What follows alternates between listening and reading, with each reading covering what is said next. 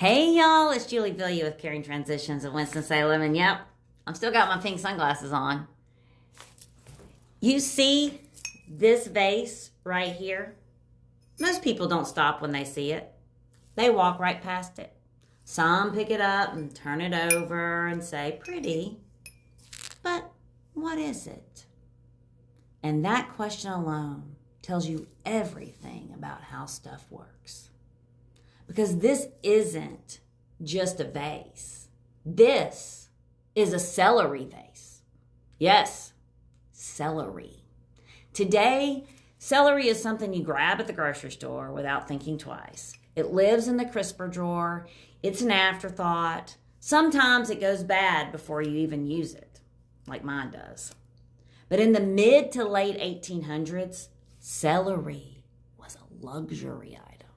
It was hard to grow, sensitive to temperature, and expensive. Serving celery meant you had arrived. And when people served it, they didn't hide it on a side plate. They put it on display right in the middle of the dining table in a tall, decorative glass vase like this one.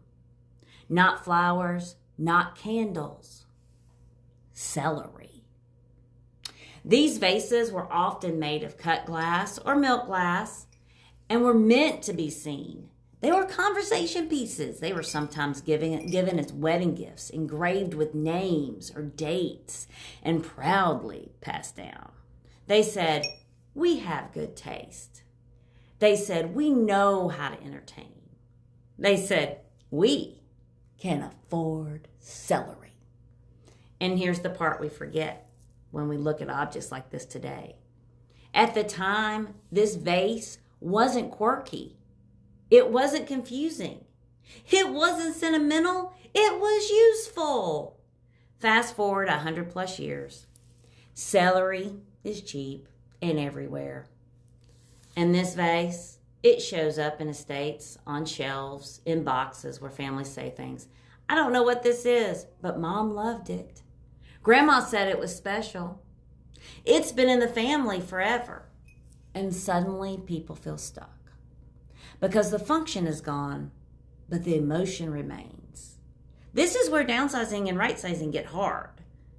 Not because of the amount of stuff, not because of square footage, because meaning changes over time.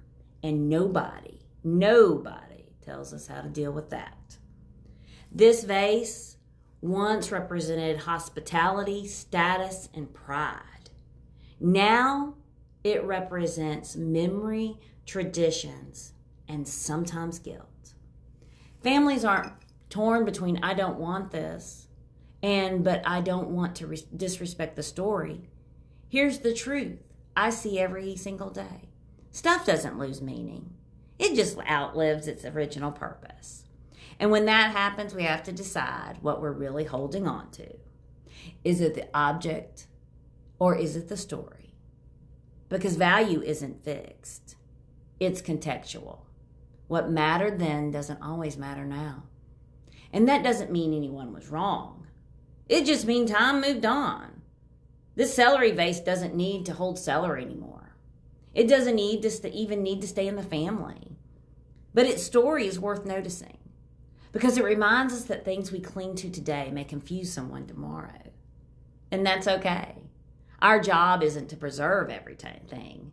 Our job is to understand what truly matters and let the rest go with grace. And no, I still won't be serving celery in it.